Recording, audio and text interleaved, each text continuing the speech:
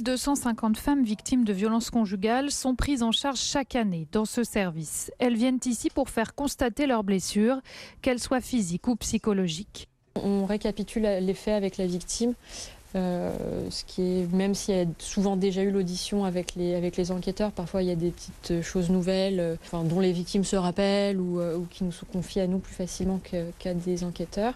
Cet examen médico-légal est un maillon essentiel de la procédure judiciaire, mais ces victimes peuvent aussi venir ici avant même de porter plainte.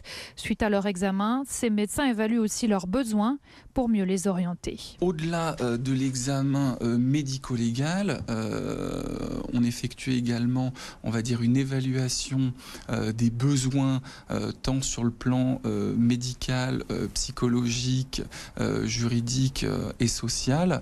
Et nous allons procéder à une orientation de la victime. D'après le chef de ce service, depuis 5 ans, les femmes victimes de violences sont de plus en plus nombreuses. On assiste à une augmentation forcément très notable des femmes qui portent plainte. Et ça correspond indiscutablement à une libération de la parole des femmes, y compris des plus jeunes, lorsqu'elles sont victimes de violences dès parfois leur première rencontre ou leur première relation intime. En mars 2024, une maison des femmes ouvrira ses portes à l'hôpital Édouard Herriot. Elle réunira en un lieu unique tous les acteurs de la prise en charge des femmes victimes de violences.